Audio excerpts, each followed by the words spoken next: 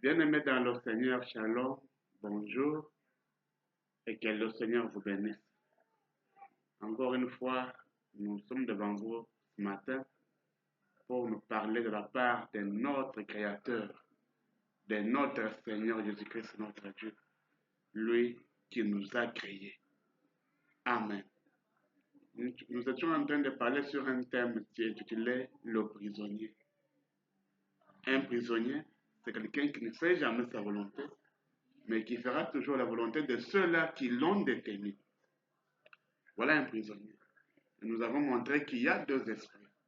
Et comme il y a deux esprits, alors l'esprit qui vous domine, donc quand vous voyez vos œuvres, ce que vous avez toujours fait là, l'auteur de ces œuvres-là, cet esprit-là, c'est celui-là qui est votre chef, dont vous êtes prisonnier.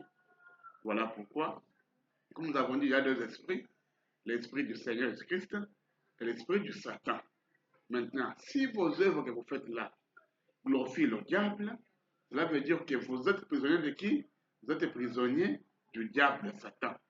Mais si vos œuvres-là glorifient le Seigneur, dans ce cas, vous êtes le prisonnier de qui? Vous êtes prisonnier du Seigneur. Amen. Maintenant, en tant que votre pasteur, je vous invite à être des prisonniers du Seigneur. Alors, en tant que prisonnier du Seigneur, quand le Seigneur vous parle dans votre cœur, exemple, le pasteur prêche, vous avez toujours été prostitué, vous avez toujours été voleur, un exemple que je donne. Maintenant, en écoutant la prédication du pasteur, vous vous sentez concerné. Vous dites, mais ce que le pasteur dit ici, c'est ce que j'ai toujours fait. Comme ça veut dire que la voie que j'ai toujours menée, c'est la mauvaise voie. Alors, le Seigneur m'invite à emprunter la bonne voie. Alors, dans ce cas-là, vous êtes invité. Le Seigneur vous invite à suivre sa parole. Et si vous refusez cela, donc c'est le jugement qui vous attend. Pourquoi? Dans ce cas, le Seigneur, c'est le feu dévorant.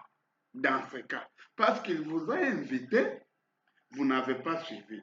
Donc, l'avertissement, puis jugement. Mais je ne parle pas sur cela, mais en quelque sorte, c'est cela. Amen. Donc, le Seigneur vous avertit, le Seigneur vous invite, le Seigneur vous parle. Si vous refusez cette invitation du Seigneur, dans ces cas, c'est le jugement qui vous attend. Donc, quel jugement? Le feu dévorant. Pourquoi? Parce que vous avez refusé d'écouter le Seigneur. Amen. Donc, ce matin, nous aurons comme thème l'invitation du Seigneur. Ou en d'autres termes, le Seigneur vous invite. Amen. Le Seigneur vous invite. Voilà notre thème de ce matin. Le Seigneur vous invite. Ou je dirais, le Seigneur nous invite. Parce que la parole du Seigneur, quand elle est proclamée, c'est pour tout le monde, sans exception. Le Seigneur nous invite. Nous invite où? À sa parole, à suivre sa parole, à sa volonté, à vivre sa volonté. Voilà là où le Seigneur nous invite. Voilà pourquoi, sans tarder, prenez la Bible. Nous allons lire du côté du Nouveau Testament, aux Épîtres aux Hébreux, chapitre 12, verset 25 au verset 29. Hébreux 12, 25 au 29e verset. Nous allons lire dans le précieux nom de Jésus-Christ, notre puissant vainqueur. Amen. Gardez-vous de refuser d'entendre celui qui parle, car si ceux-là n'ont pas échappé, qui refusèrent d'entendre celui qui publiait les oracles sur la terre, combien moins échapperons-nous Si nous nous détournons de celui qui parle du haut des cieux, lui dont la voix alors ébranla la terre et qui maintenant a fait cette promesse, une fois encore, j'ébranlerai non seulement la terre, mais aussi le ciel. Ces mots, une fois encore, indiquent le changement des choses ébranlées comme étant faites pour un temps afin que les choses inébranlables subsistent. C'est pourquoi, recevant un royaume inébranlable, montrons notre reconnaissance en rendant à Dieu un culte qui lui soit agréable avec piété et avec crainte, car notre Dieu est aussi un feu dévorant. Amen. Notre Dieu est aussi un feu dévorant, car notre Dieu est aussi un feu dévorant. Amen. Amen. Le Seigneur notre Dieu est aussi un feu dévorant. Il sera un feu dévorant pour toi qui ne veux pas écouter sa parole, toi qui ne veux pas recevoir son invitation. Tu seras dévoré si tu ne viens pas au Seigneur. Amen. Écoutons Malachie 4. Notre saint prophète. Écoutons. Nous lisons dans la prédication intitulée Votre vie est-elle digne de l'évangile? Excusez, pardon vraiment. Votre vie est-elle digne de l'évangile? Paragraphe 36, après paragraphe 68. Maintenant, nous voyons que lorsque Dieu donne une invitation à un homme, et pour faire quelque chose, ou pour recevoir l'invitation qu'il lui a donnée, et si cet homme la repousse, alors il ne reste rien une fois que la miséricorde est repoussée que le jugement. Amen. En d'autres termes, quand Dieu vous invite à sa parole, vous sentez que Dieu vous condamne par sa parole, c'est ça la miséricorde de Dieu. Et rejeter cela, c'est rejeter la miséricorde de Dieu sur vous. Et comme vous l'avez rejeté, c'est le jugement qui vous attend. Amen. Le prophète dit, si vous franchissez les limites de la miséricorde, alors il ne reste plus qu'une chose, c'est le jugement. Et nous constatons que l'homme a fait ça dans tous les âges. C'est arrivé dans la Bible presque chaque âge. Amen.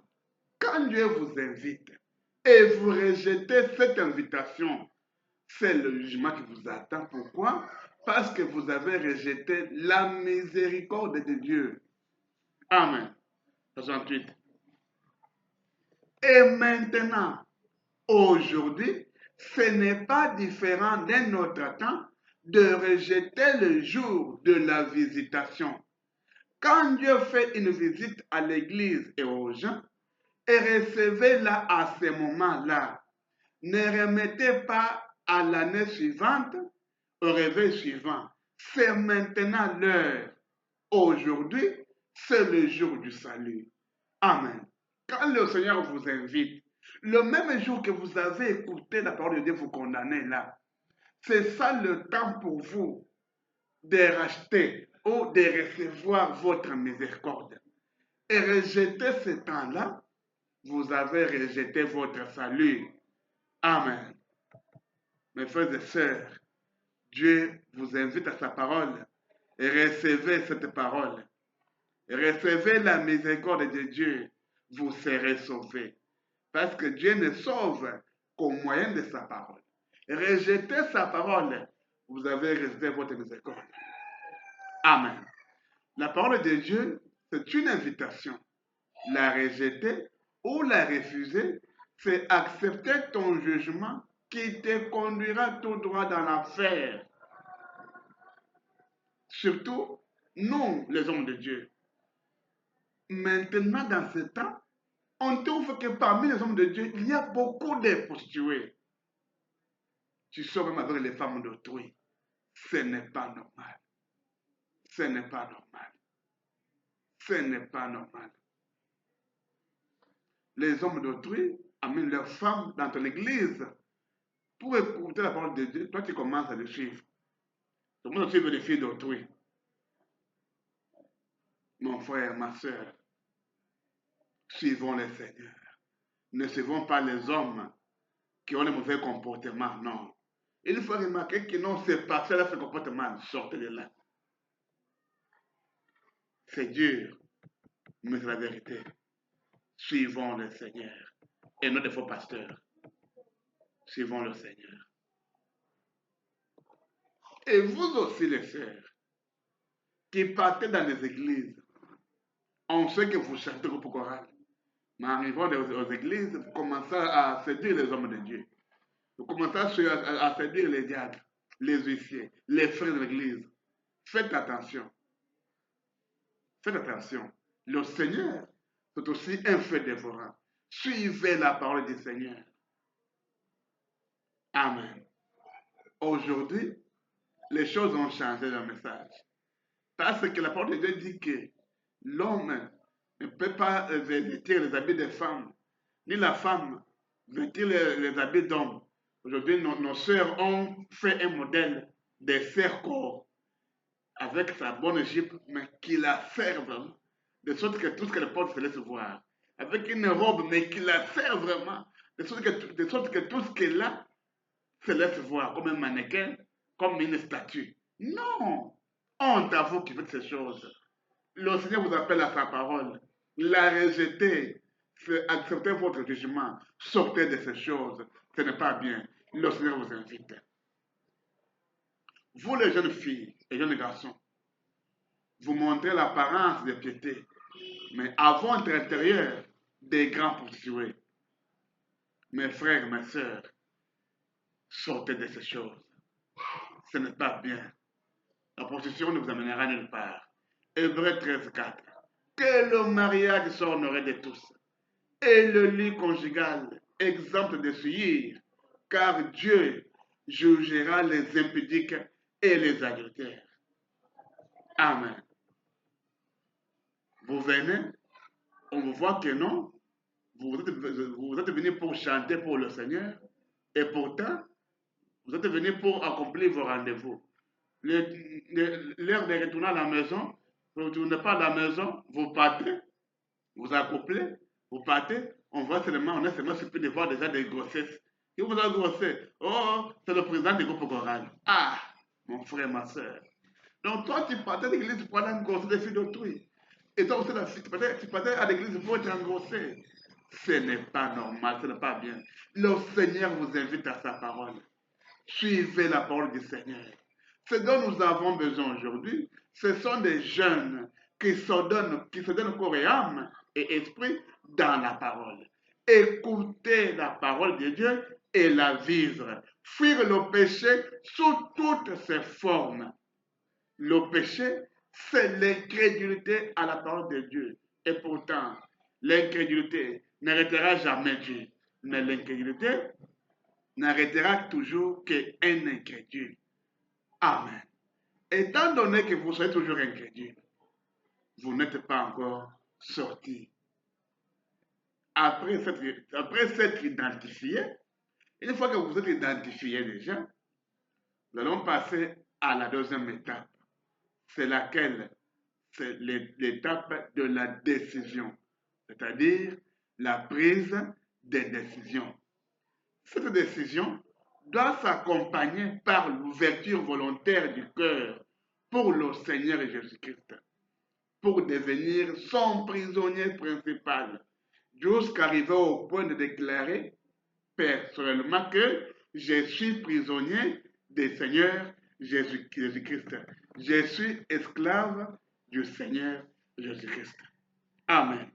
La parole du Seigneur vous invite, nous invite à prendre la décision d'être toujours prisonnier du Seigneur. d'être toujours prisonnier du Seigneur. Nous ne sortons pas de ce sujet. Prisonnier du Seigneur. Voilà pourquoi, mon frère, ma soeur, dans ton travail, tu es prisonnier de qui? Quand tu es en voyage, tu es prisonnier de qui? Mon frère, ma soeur. Quand tu vas au marché, tu es prisonnier de qui? Dans ta maison, avec ton mari, tu es prisonnier de qui? Tu es prisonnière de qui? Mon frère, ma soeur, vérifiez ton âme, vérifiez dans ton cœur. Sachez ceci. Le Seigneur nous a révélé toutes les choses, mais nous a cassé deux. La première, c'est le jour du Seigneur. Nul ne sait quand est-ce que le Seigneur viendra. Deuxième, le jour de la mort. Nul ne sait quand est-ce qu'il quittera cette terre. Voilà pourquoi, s'il y a une chose que vous devez toujours faire, c'est d'être toujours et toujours au service du Seigneur en étant son prisonnier. Et pour être prisonnier du Seigneur, il faut recevoir l'invitation du Seigneur. L'invitation du Seigneur, c'est quoi? C'est sa parole. Écouter sa parole, la vivre, la suivre. Ne faire que ce que la parole te dit de faire. En faisant cela, tu es prisonnier du Seigneur. Amen. Pour aujourd'hui, nous nous arrêtons ici. Veuillez vous abonner, veuillez aimer et veuillez partager, veuillez commenter. Amen. Veuillez vous abonner, veuillez partager pour que cet évangile arrive partout. Le monde puisse comprendre. Et qui peut nous aider à faire cela? C'est toi, mon frère, qui m'écoute. C'est toi, ma soeur, qui m'écoute. Faites-le pour l'amour de Dieu. Et en le faisant, le Seigneur dit, vous ne perdrez pas votre récompense. Que le monde apprenne que suivre le Seigneur, c'est recevoir son invitation. Recevoir son invitation, c'est être dans sa parole. C'est vivre sa parole et c'est faire sa parole. Veuillez vous abonner massivement. Veuillez aimer la page. Veuillez commenter et veuillez aussi partager. Pour ce matin, que le Seigneur vous bénisse.